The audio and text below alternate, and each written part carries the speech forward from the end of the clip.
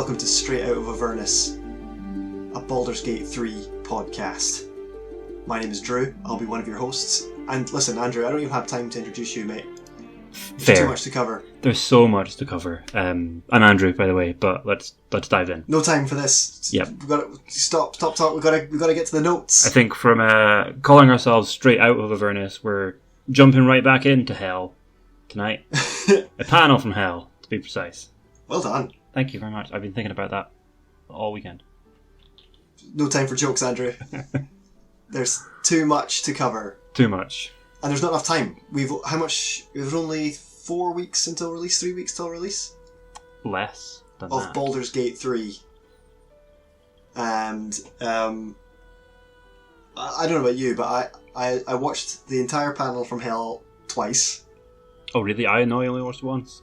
Okay, I watched it twice, and I watched certain parts twice. Uh-huh. I think you know exactly which parts I mean. We'll get back to that later. I bet your internet search history's been taking a severe turn in the last couple of days. On the second watch through, though, I took notes, and I have 4 pages of notes. Well, I've got a OneNote page open, so it's just one long page. It just goes on. Yeah. So maybe we should start with last week, from where we are. Oh yeah, spoilers, everybody. Big spoilers. You better not. Spoilers. If you're wanting to keep secrets and you're not wanting to know anything, then don't listen to this podcast. I'm sorry, I don't want to turn away viewership, but yeah, there's not a lot we can do about that. Yeah. Anyway, so last week, Larian just decided to open the floodgates and let everything out. So what was released last week, Andrew? Lots of stuff. I mean, they just did a big drop. You've got races. They just threw it right out there. Sub races, classes, subclasses, spells. All of them. They're just like, here's what's coming. Poof. They didn't even give you time to process it. They're just like, game coming out early. Here's all the stuff we're going to bring. Also, panel from hell next week. Guess what? Karlach, baby. We're throwing a hot mama tiefling at you. Yep. It was a deluge. So much and stuff. I mean, as D&D fans as we are, yeah. How did you feel about the subclass list? Very excited. I thought they were just going to do Player's Handbook only, but they've thrown in a couple of wildcard options in there, which I think is pretty great. I think that's just because in the Player's Handbook, I mean, sorry to get into D&D tournaments, but some of the classes are very underrepresented.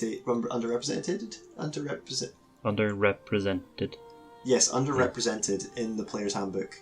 They only have maybe 2 subclasses. So in order to kind of spread the love, they were just like, right, what other source books are there? Tasha's Cauldron of everything.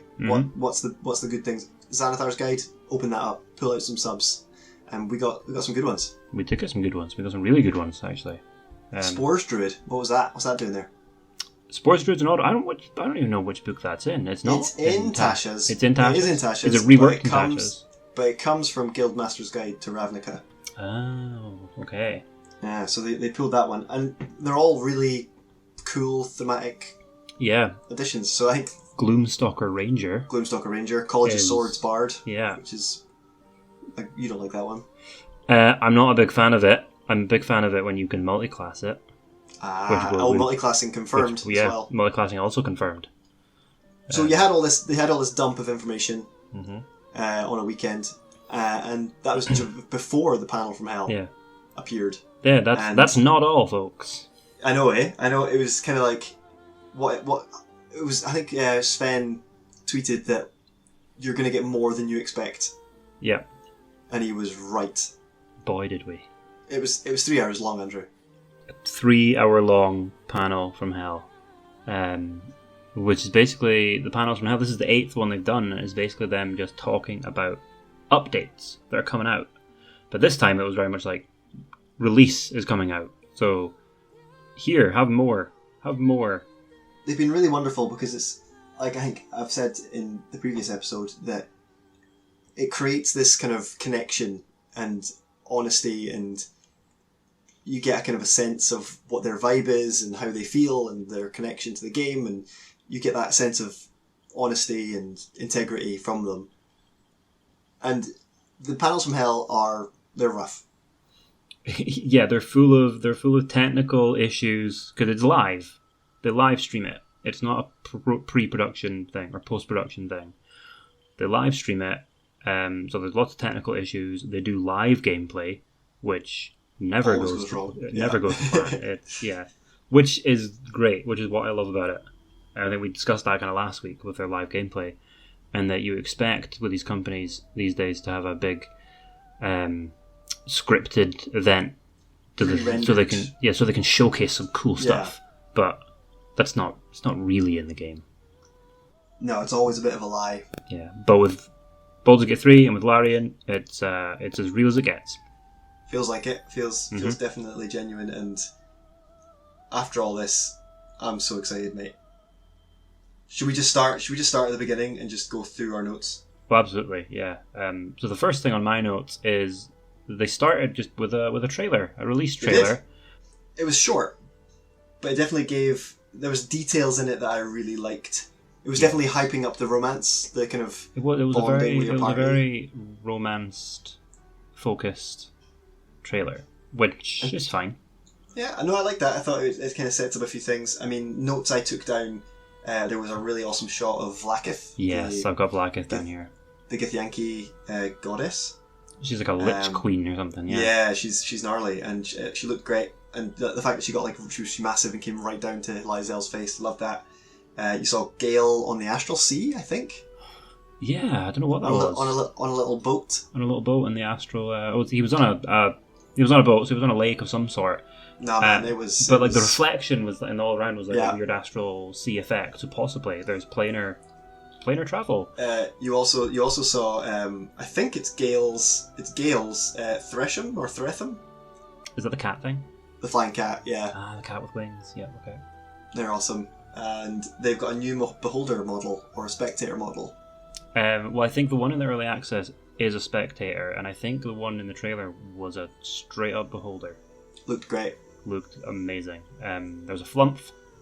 There was a flump. Which was like an underdark jellyfish thing. Just they fart. They kind of like just that's like their special ability. I think they just fart.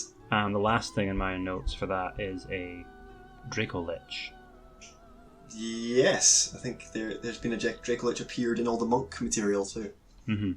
So after the short trailer, lovely little trailer.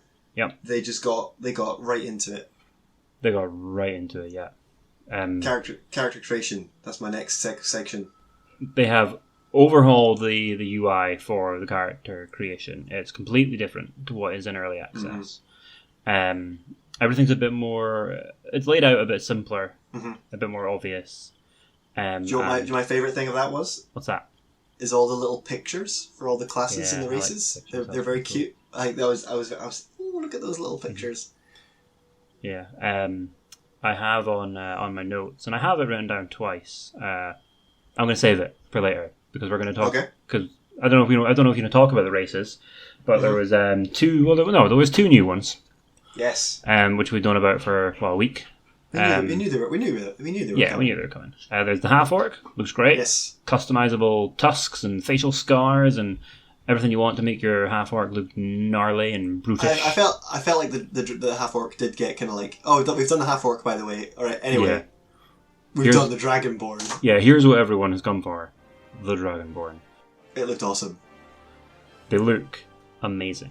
They look great. I was very gorgeous. Impressed. I think I've said to you at some points that one of my favourite things about Baldur's Gate is how they've been able to kind of visualize elements that are maybe harder to see in your mind's eye, and Dragonborn are always kind of that race that everyone's hyped about the Dragonborn. Customizable tails, horns, scales. Yep. You play a sorcerer Dragonborn, you can have shiny scales on top of your scales. More scales. More scales.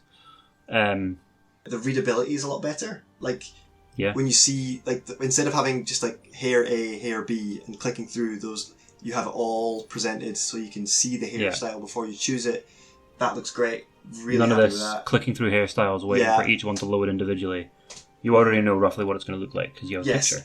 The same with scarring and facial tats and all that. It's all very readable and you can see it. And I'm sure it's the same with all the face options, I believe, as well. Yeah, very Sims 4. Yeah. Oh, yeah. I got that vibe as well. Yeah. I was a bit disappointed to see that there wasn't much more like facial options in like the elves and humans. I think that they've kind of... They didn't really show off a lot. They were they rushed through the character creation, I think, because they could have spent... They know that people are going to spend hours on it themselves making a character, and they could have spent hours going over everything. But I think they showed off like one new feature per race, except the halfling and the gnome. I don't think Sven's he's not a big fan of them. He was like, just throw them in the bin. Get rid of them. Throw them away. I really liked, I can't pronounce what the things are, but I really liked the skin pigmentation slider, and also the two-toned eyes, which is added. That's great. Yep. New hair. New hair. You want more hair? You want three-toned hair? You've got three-toned hair. Three-toned hair, why not? I one of my notes here I've got is body type. The female head looked really small on the big body. I thought it looked a bit silly. But yeah, I'm sure it'll be great. You can go from scrawny to buff to... I don't know if they showed off a fat option, but... I think there's only like two or three different body options. Yeah. I don't think there's a whole lot. We've spoken a bit about the classes. They've done the nice little animations when your class sort of like introduces itself. Yeah. The druid kind of reaches into the ground and grows up some roots, and giving you that if you aren't familiar with D&D at all, and you don't know what a druid is somehow, you can click on the druid. It'll do a little animation. You get an idea of what it's about. A little bit of a flair, yeah. Yeah.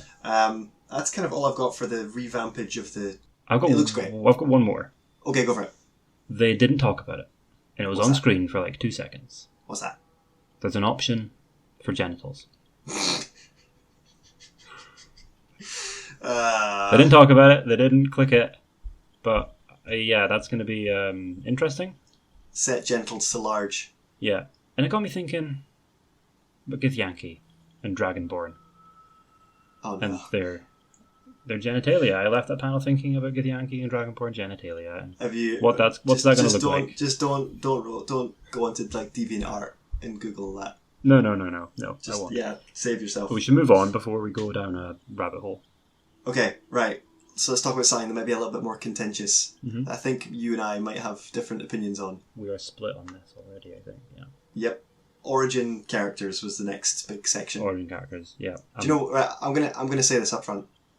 I think Karlach looks awesome. Yes, Karlach. I cannot wait to recruit her into my party. I cannot wait to play as her as an origin character. Yeah. Karlach being the tiefling barbarian who has been a soldier in the Blood War, which is a war between demons and devils, and now she was enslaved to it, and now she's escaped. It's one of my favourite... It was the first big thing of lore that got me into Dungeons and Dragons lore. Was the Blood War, yeah. The idea that you have evil devils and evil demons, and they don't like each other. Yeah, they hate each other. So it's like evil fighting evil to basically determine the definition of evil. Mm-hmm. And I love it. And it's so crazy and insane. And I love Karlach already. And I feel like they went, here's Karlach. Anyway. The Dark Urge. The Dark Urge. I think I messaged you when the Dark Urge was revealed. And I was like, love it. I already love it. I'm going to play as it. It's great. Amazing. And you were just like, bleh. Yeah. I explain what the Dark Urge is, and then I'll explain why I... So the Dark Urge is a fully customizable origin character for you to play as. So their race and their class is not set like the other ones. Yes. And so you can choose it, you can customize them however you want, but they have a storyline for you to play through, whereas if you create a fully customizable character, it's not the Dark Urge. They don't really have their own personal storyline, I suppose. You're just kind of interacting with the world, whereas the Dark Urge has a storyline, and it's edgelordy. Yeah, I love that idea of a custom character with a predestined story. I mean, it's not new, but I mean, it's a good idea for Baldur's Gate. I definitely think. Yeah, absolutely. I dislike the Dark Urge for a multitude of reasons. I'll say my first reason is that it's so edgy I nearly cut myself on it. It's so edgy. Worth noting as well that you cannot meet or recruit the Dark Urge if you play something else. It's well, yeah. If you choose to play as it, you can play as it. But if you don't, you won't meet it. But yes, but I think that if I did meet him, I think I would just shove him off something very quickly because there's just too much edge, Andrew. It's Larian's way of saying, please play an evil playthrough. Yeah, I get that. We're giving you the tool set and the character to just be evil. Go do bad things. You can also resist the pull towards evil. If you're like a lawful good paladin called the Dark Urge, it doesn't work. Right, we'll get back to that in a second though, right? Yeah, so the first thing I thought of was imagining myself as a DM at the table, and then one of your players rocks up and you say to them, hey mate, what's the character you've created for my campaign? And they go, he's called the Dark Urge. He's gonna have an insatiable urge to murder and kill everything and just murder and blood and everywhere, and that's his main drive. As a DM, I would say, okay, great. Please go and rewrite that character and come up with something else because I am not dealing with this. Yes, 100%. It would be a nightmare character to DM for. If a player showed up with that, it'd be in the bin. Yeah, I rarely do this as a DM. Yeah. But I would literally step in and say, okay, I'm going to stop you right there. Yep. But please put this character away. Save it for something else. Yes. It's not happening here. I hate that level of edge. Yeah. It feels like Larian, Larian have shown their maturity and their kind of scope to build really good characters. It's like they just turned over the writing staff to like a 14-year-old. You know I get that. And I was instantly just like, ugh. Also though, its name is the Dark Urge. Yep. You saw it in a fucking cutscene. He introduces himself as the Dark Urge. Hi, I'm the Dark Urge. I'm here to help. Lame. Really? Lame. Are you? I hate it. I hate all that. I get that. I completely 100% understand why someone would hate it. And like I said, if it was in a D&D game, I'd hate it. But I want to do multiple playthroughs of this game. I want to do a playthrough with you where we'll explore things and we'll do some things that are quite funny and maybe not take it too seriously because we'll have our own games. I'll do another solo playthrough myself where I'll take it very seriously and I'll roleplay to the character that I want to create. But I also want to play a playthrough where I'm going to be a complete dick to everyone. That is the Dark Urge. Yeah, I don't know if I'll do that. I don't know if I'll do it. My third gripe about a Dark Urge, and this is going to be some more maybe spoilery or a bit more meta in some ways, but because I like to spoil things for myself, I got quite interested in the people who were data mining Baldur's Gate 3. Oh yeah. And one of my favourite guys, a guy called Chublot, went into the files, was like digging around, and he found, or people found in the community, found another origin character. Oh. And this character was a halfling, either a ranger or a druid, but they were a werewolf. I heard about that. And they sounded awesome, and I was really excited. When they said they were going to announce more origin characters, I was like, oh, we've not heard from her for a while, because the kind of, the way that they were data mining kind of stopped around patch 6. Mm-hmm. But they hadn't heard from her. I was like, oh, this is where they're going to introduce this character. But my halfling werewolf has just vanished. There was what I think is a werewolf shown in a very small clip in one of the trailers. There was. Maybe they're still saving it as a surprise, or maybe you can encounter her on the way. Who knows? I think probably they got to a stage in development where they were like, she's not really good enough. Could they have put that in the files, knowing people would data mine it? Well, it was fully voice acted. Oh, interesting. Okay. So it was at a stage, but it could have gotten to a stage where they were not happy with it and then cut it. Yeah. But instead, they gave the writing team to a 14-year-old and they came up with a Dark Urge.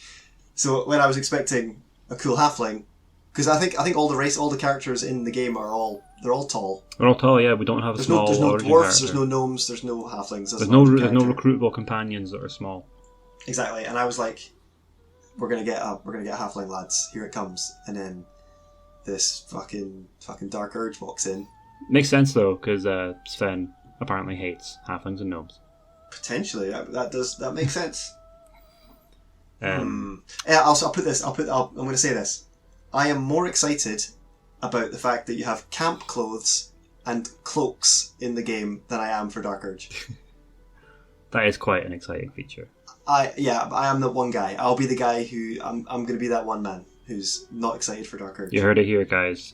Pajamas more exciting than the Dark Urge. Hey, if they're cozy enough. That was a huge part of the live stream, was the Dark Urge and the New Origin character stuff, which is great. Yes. Moving on from Origin characters, my next section's about. I've got notes on just companions in general. My next section is called Romance. Yes, romanceable companions is what I've got. Because they did a big chunk on romance.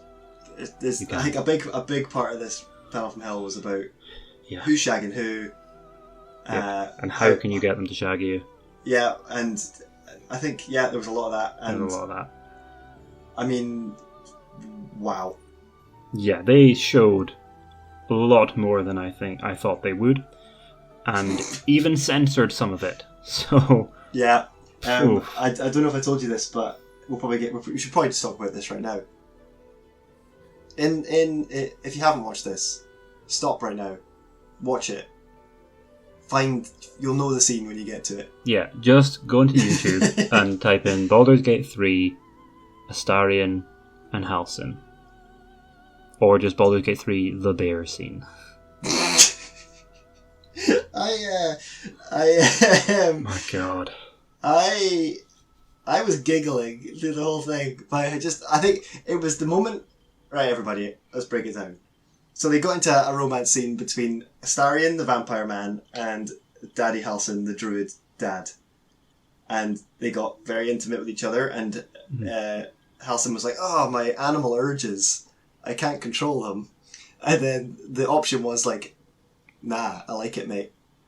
So Halsin becomes a bear, and the romance continues. Yeah. But it was like the sly smirk the bear gave before they cut away. I giggled. I actually laughed. I was thinking to myself, do you know whenever you're alone and you're watching something that's funny, you don't usually laugh? Yes, yeah. Like I listen to a really funny podcast at work, and I don't laugh. I'm still up the whole day. Yeah, but yeah, I know the bear made me laugh. The little smirk it gave, little sheepish, little sly, sleepish, sexy grin the bear gave before he ploughed Astarion. Yep. And there's gonna be people out there. There is people out there who don't like that they've included not only just LGBT representation in the game, full stop, but the fact that your gay vampire boy can get fucked by a bear. I mean, they're covering all the bases here. Yeah, I don't. Which I don't understand because you can only get that scene if you choose to have it. Exactly. I think if you're a homophobe and you end up in that scene by accident, then I don't know what's wrong with your playthrough. That says a lot more about you. It does, yes. I think a friend of ours pointed out that it is both bestiality and necrophilia at the same time. I mean, I don't know if there's much more we can say about it. It was that. a lot. Just go on YouTube, watch the scene. I'm all for inclusion, but I think where's the line? Where's the line, Andrew? Bear necrophilia. I guess we'll find out when I choose to have that scene in my game. For some reason. But that implies that there's potentially weirder options. Is there weirder options? I'm very glad that they had the squirrel drop the nut though. That because it put it into they know it was a joke. Yeah. They knew it was funny. People with a sense of humour knows it's funny. Yeah. It jumped to number 3 in the Steam charts, so the internet clearly like it. And what was great about that scene as well is that they played up the scene, and then they jumped into it, and it was gameplay. It was live gameplay of dialogue options in a cutscene. Yeah. And the guy who was playing it on stage was asking the audience and asking the Twitch chat, which dialogue options should I choose? And everyone, I think a good couple of minutes into it, everyone knew full well where this was going. And they allowed it. And it had repercussions for them as well. Oh yeah, banned. Their TikTok got banned. Mm-hmm. Oh no! Because they were live streaming on TikTok and they got banned. Yeah, which is hilarious. That's very funny. But yeah, I don't know how much more we can say on the bear scene. My notes say the bear fucking is ridiculous. Also, I seem to have noted Halsin's dick. Oh, and Astarion's dick. Mm-hmm. So yeah, we saw them briefly. But do you know what? I preferred the scene. I mean, I'm not here to yuck your yum, people. I'm not here to tell you you're wrong for what you like to look up with Rule 34 taped onto the end of it. But I preferred the scene between the Dragonborn and Karlach on a date. The date was nice. It was really charming. Yeah. And I felt to myself, it feels like watching an episode of a TV, like a procedural or like a episodic TV show where it's the date episode. Yeah. It was nice. It was a very good change of pace. It was lovely. I loved it. And it was it made me more interested in Karlach as a companion as well, because she's she could be a very edgy character. She's a enslaved tiefling barbarian who's been forced to fight in a war, but she's got the best positive outlook on life.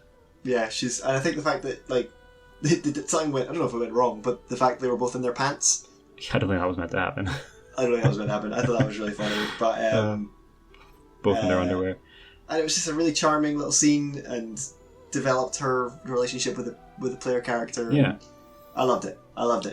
And the other kind of thing with the romanceable companions, I think you can romance all of them. I think it was mentioned in a little VT they had that you can get married. If they don't like what you're doing, they can dump you. They might let you go with other companions. They might not. But yeah, so there's a lot of romance options if that is what you're into. I'll definitely be exploring some of it. Sure. I think my mission. I'm going to play a couple playthroughs, but I think my mission in my Shadowheart playthrough is to try and get a romance going with Lysel. Okay, yeah, because they kind of hate each other from the outset. I think if you can make that happen, I think that's yeah, that is the hottest outcome, because they hate each other so much. Karlach and Will. Will wants to kill her. Now he does, yeah. So that's and we saw a lot more Baldur's Gate in action. I mean, I feel like that kind of was almost overshadowed by the romance stuff, but you actually got to see. Yeah, you actually got to see them roaming around Baldur's Gate. Yeah, in the city, there's a wee boy who's selling a newspaper, and they showed you a bit of the front page of the newspaper, and they said it can change. Yes, I have something to say about that. Yes, I read the newspaper. I read all the headlines. I did have a look at the headlines. Yeah, they referenced the carnival from the Wild Beyond the Witchlight adventure book. Oh, very interesting. I think they even named a character from it, and it said it was somewhere nearby. I wonder if you can go there. Oh, probably. I mean, I'm not going to say that you are. I'm not confirming it, but it was mentioned multiple times in the headlines that you might be able to go to the Wild Beyond the Witchlight Fae Carnival, which would be... That's pretty cool. Awesome. Yeah. So yeah, and then they said that the newspaper every kind of day or week or whatever it is in the game will change depending on what you've kind of been up to. You can take control of the media. You can do what Fox News accuses everyone of doing, and you can control the media, and you can change it to your liking, which can influence the city. Sure. Which is very interesting. They said you can break into the printing press and change it. That sounds like a fun side quest. It does, yeah. Just what else was there in the city? I just kind of put in there that it's massive and it feels very lived in. Yes. If you don't meet the system requirements for this game, I know, your frame rate is going to suffer. My computer's okay, but I'm kind of concerned. I have to lower those settings down a wee tad. Is there anything else that you kind of picked up on? Is there anything else in your notes that you want to discuss? We're running out of time, Andrew. We are running so out of time. Let's talk about combat for a second. I don't know if you were going to go into combat. They announced different difficulty modes.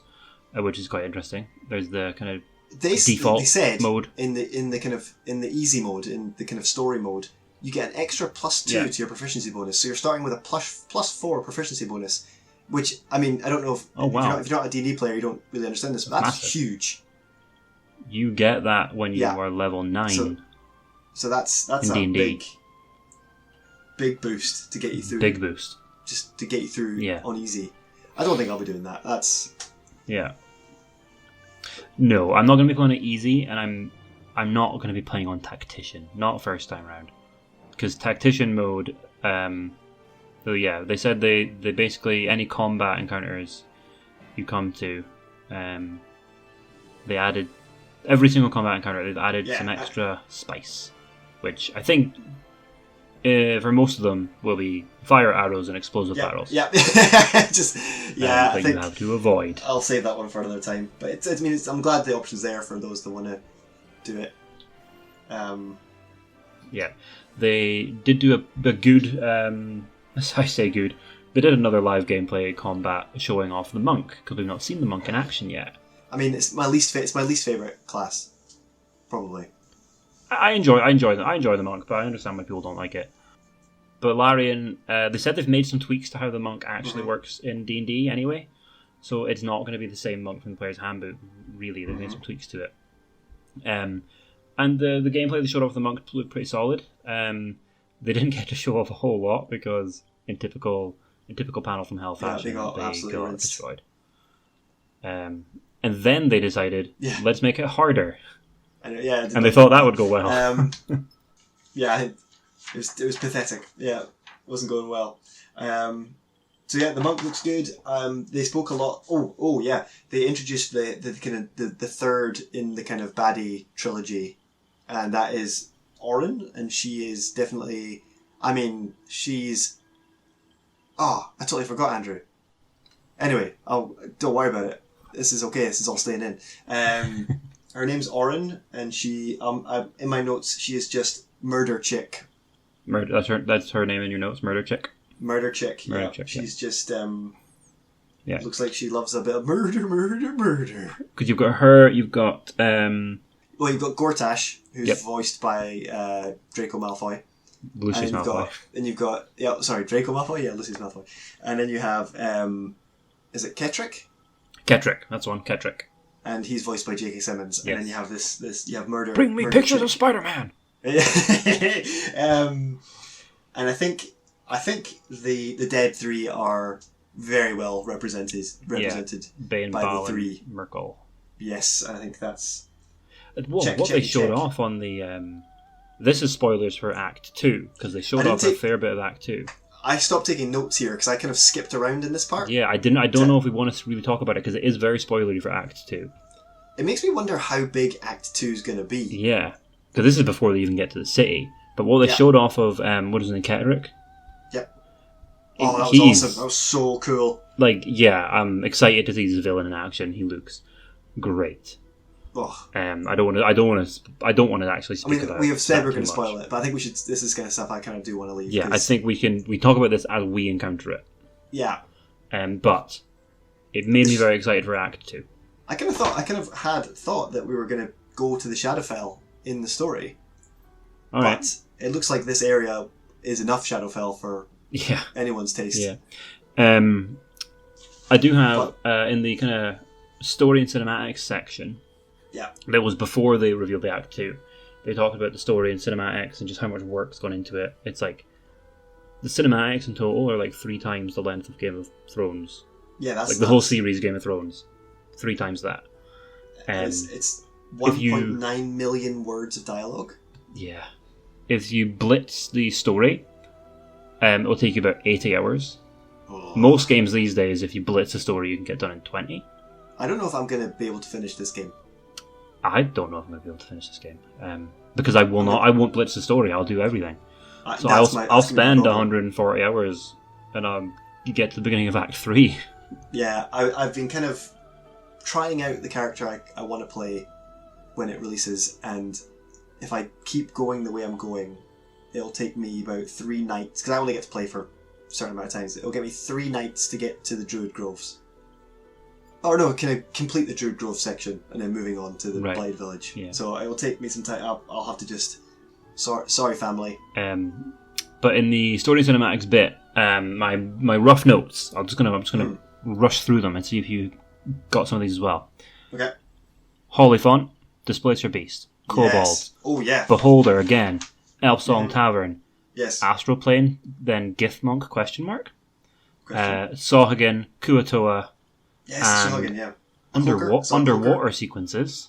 Yep, underwater stuff. And there's a shot of Nautiloid I don't think we've seen before as well. Interesting. I've put Under the Sea. I also put in a Little Devil in a Top Hat. Little Devil in a Top Hat, who seems central to the Dark Urges storyline. Great. Love that guy. I watched through a thing today of somebody who was at the event talking about a bit more of what they saw. Yes, because they saw things we didn't get to see. They've implemented Tasha's from Cauldrons of Everything's stat rules. Brilliant. So no longer, depending on what race you choose, depends on what stat bumps you get, you just get to choose your stat bumps from any race. So normally in D&D, for example, your half-orc gets a +2 to strength and a +1 to constitution, which is useless if you want to play a half-orc wizard. Yeah. I mean, so I you can change that now. I've always understood the need for the baseline, like typically half-orcs are X. Yeah. But the fact is that I'm not a typical half-orc, I'm an adventuring half-orc, I want to be whatever I want. I want to be a half-orc druid or whatever. Totally, love that. That's great. Crafting is going to be implemented. Oh, that's good. All the little things you find lying around, like the mushrooms and the grass and stuff. That's good because that's not been in early access really at all. Not really, and so you get like a crafting pouch in your inventory. Good. That's going to hold all your stuff. This is a big one for me, Andrew. This is big. You are in inventory management. Yeah, this is big. Nerd. So the guy said, this guy's called Wolfhart FPS. He's awesome if you follow. You have in your inventory an alchemy pouch, a keychain for all the keys that you find, and a camp supply pack. Just put all your food in it? Yes. Oh, so you don't have to have like an apple and a bit of sausage in your inventory? You can put it all in your pack? Game of the year. Fantastic. They did it, everybody. Yeah, because you just pick up backpacks and pouches and you sort that out yourself in the game. And I realise how much of a waste of time it is. But I cannot look at a messy inventory. I'm sorry. Yeah, so that's good that they've done that. Fantastic. Yeah, inventory management. A detail I saw that I quite liked. I've made a few little notes of just little tiny details. After this, I think I'm kind of done because I'm running out of notes. They implied that you could get into a sex sacrifice with Will. I don't know if you picked up on that. Excuse me, what? You can get into like a sex sacrifice ritual with Will. And there was a small clip of Will and then all these like sexy devil ladies.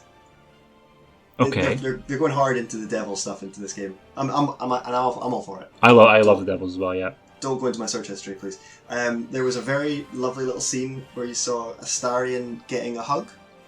Yeah, he got a little hug. And you saw him kind of accept the hug. Yeah. Like, take it on board. It was cute. Love that. Also, you saw a little snippet of Shadowheart romance scene where you saw her, and I think I'm right, is you see her going into water. And Shadowheart can't swim. She says so in her romance dialogue. She says she can't swim. She's scared of the water. Teaching Shadowheart to swim. Maybe. Oh, that's cute. So I was like, this is adorable, this game. And I think that's it. Oh, I love the half-orc waiter as well. Half-orc waiter was pretty funny. Yeah, he was great. He was the epitome of I don't get paid enough for this shit. Yeah, and I think that's me. I think that's all the things that I've really taken down, other than just my sheer adoration and respect for the Sven and the team. Yeah, absolutely. No compromising. None of this stuff that the game industry is trying to pull. Yeah. I think we've talked about a lot and we jumped about quite a bit. So apologies if it's been a bit of a mess, but we're just very excited about this game. Very excited for this. We didn't really focus on the companions too much today. But I do think I want to speak companions at some point before the game comes out. Yep. Kind of get our thoughts on them and what our theories are. Mm-hmm. So maybe that'll be next. I think so. I think that's probably the next thing up. We'll have to get into that. But yeah, there's lots of things I did we didn't cover. Because there's too much. There's not enough time. Not enough time. So I think maybe we should just draw the line here and come back next time for more. Absolutely, yes. For more of this trash. So I'm going to say goodbye. Goodbye from me, I think. And it's goodbye from me. Yep. Hey Andrew, do you want me to spoil what exactly the Dark Urge is? Yeah, the outro music's going to play now over this, so no one can hear it. I need to tell you, audience. Listen, it's not cool. He's not cool. He's not a good character. He's just the edge. I can't hear you. The outro music's playing. Shut up.